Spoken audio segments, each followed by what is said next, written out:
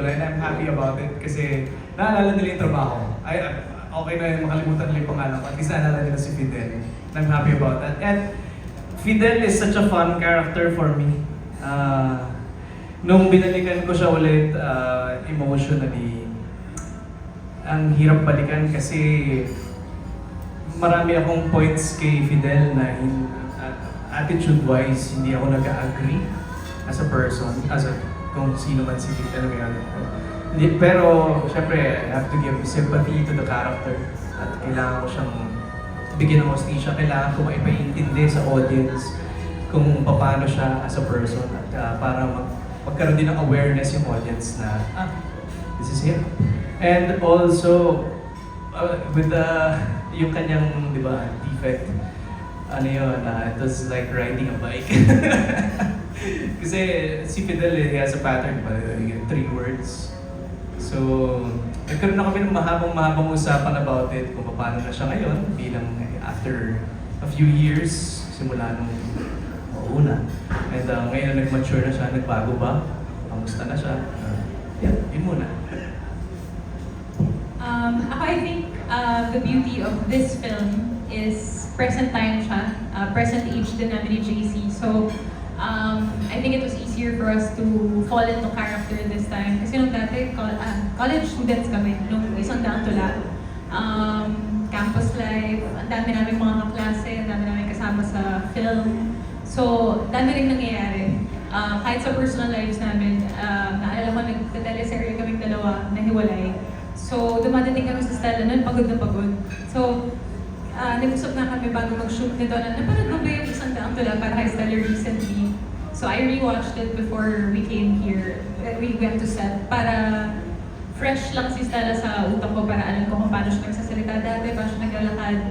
And na-realize ko, I don't remember filming half of isang daang tula para kay Stella kasi nga lagi kami puyat. Pero ang sarap niya panoorin. So I think when they gave us this, when they gave us isang daang awit para kay Stella, I was excited kasi ngayon kaya ko mag-focus sa kanya. I made sure na dito lang ako nakatutok nung nag-shoot kami. And it's different now. Yun nga, wala kami sa campus setting. So halos kami tatlo lang lagi yung magkaka-eksena. So I think we really got to play with our characters this time around. Plus, ang helpful na meron na kaming songs from the first movie na very nostalgic.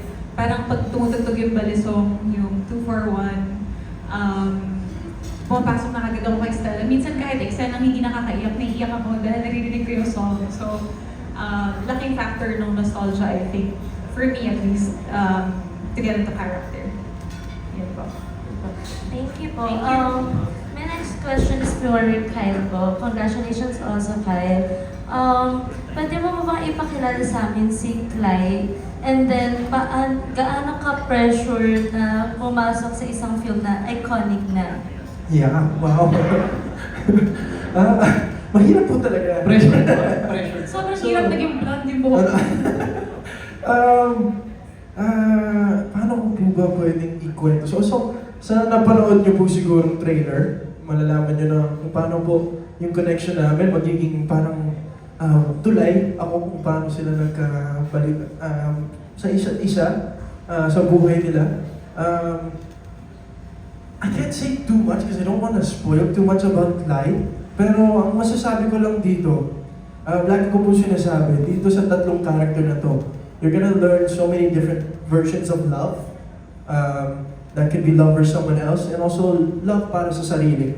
So doon ako na-excite para na kay Clyde. Malalaman niyo kung paano ba dapat mahalin yung sarili mo. Going back to kung na-pressure po ako, oo, sobra, sa totoo lang. Nung pinitch mo sa akin ito, una ko po sinabi, sabi mo, sigurado po ba kayo ako talaga yung naisip niyo para dito? Pero, nagpapasalamat po ako sa Viva Films dahil pinaramdam po nila sa akin yung importante ng character ni Clyde. And these two never made me feel the pressure. Super blessed to be working with such amazing actors na pinaramdam nila sa akin na parte ako ng show, ng movie na to. So, I didn't feel too much pressure, pero to myself, I was making sure na mabigyan ko lang ng justice ang napakagandang kwento ni Fidel at Stella. Thank you. Congratulations again. Thank you, boy. Thank you for your question. That was Angelica Villanueva of Manila Standard. Up next, we have Von Belinari of TV5 Digital. Hi, good afternoon, Bella, JC, and Kyle. Of course, congratulations muna in advance. Siguro yung una kong tanong ay para kay Bella and kay JC. 8 years ago, yung Isang Daang Tula, grabe yung success niya, no? Commercially and critically. Now, nandito sa sequel, how are you taking the challenge to surpass or equal the success of Isang Daang Tula? Bella? Ako personally now, because I also work behind the scenes, syempre nakikita ko yung difference ng cinema after the pandemic. So, actually kaya tayo ng MediaCon today, diba? We want to get the word out and we need your help. I think it's not a secret na yun nga, yung current state of movie watching or going to theaters is so different from when Isang Daang Tula para kay Stella came out. So, I think we're pleasantly surprised kasi once we started releasing the look test or just photos of Isang Daang Awit para kay Stella, grabe yung reaction. We're even hearing from people who watched the first one na parang, oh, pinanood ko yan, kami pa, ngayon iba na yung asawa niya. You know, like, we saw people grow up with us. So, I'm hoping that the people who loved Isang Daang Tula para kay Stella will love this. I think that itself would be parang a good gauge of success for me for this movie. If they feel satisfied after they leave the film, I'll be so happy. I don't want to think that we have to surpass or match yung box office returns ng Isang Daang Tula para kay Stella kasi we put a lot of hard and good work in the film as well as Direk Jason Pollock Samana. This happened parang after such a long and tedious process of back and forth. Ang dami ng script na dumating sa amin ni JC bago kami umabot dito sa script na to. So, I would like to think na people will watch it because it's good or they'll watch it because they watched the first one and now they want to see what happened to Fidel and Stella and now Clyde. But, yun, ayaw ko isipin kung ano mangyayari box office-wise. Yeah.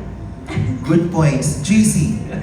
Actually, I'm the worst person to ask this. Wala naman akong pressure dun sa magiging kasi I think it's a producer's pressure or directors. Hindi ko, ako kasi parang, syempre gusto naming balikan ulit yung mga tao nanood nung panahon na yun. We're banking on nostalgia this time.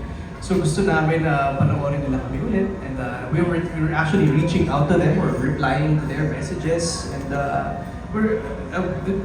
I guess we wish na sana manood yung dating nanood nung Isang Daang Tula para kay Stella. Second question ko for Kyle. Kyle, congratulations sa inclusion sa cast. Paano yung dynamics ninyo? Kasi solid na si Bella and JC since then at sa mga previous projects nila. How did you put yourself into the scene and collaborated well with Bella and JC's characters? Paano kaya? Nagkatrabaho na kami ni JC before. Mas may connection, mas marami pa kaming eksena dito than the last project that I did, of course, with him. Pero, like I said, I think ang pinakamasasabi ko sa dalawang actor na to is yung professionalism nila is unmatched, na parang pinaramdam talaga nila sa akin na parte ako ng buong production. And it's a team effort, kumbaga. I know this is their movie, I respect that so much because, Our movie. Your kwento nila Fidel at Stella, syempre. Sobrang respect ko yung kwento nila. Pero, like, for example, when I just said thank you to Bella, thank you so much for letting me be part of this project. Sagot niya sa akin, thank you for joining the parade. Parang, pinaramdam niya talaga sa akin na they wanted me to be part. And from day one, I never felt the pressure from either of them. And I think, makikita mo yung kalabasan sa movie. Yeah. Actually, yung dagdag lang ako dun sa character niya. If you see, and I'm sure papayagan naman ito ni Direk Jason, no? Si Clyde ay yung opposite ni Fidel, basically. in terms of physicality and confidence. So, I gelled yung character niya sa amin kaagad kasi, oo nga no, siya yung hindi siya. Ganun.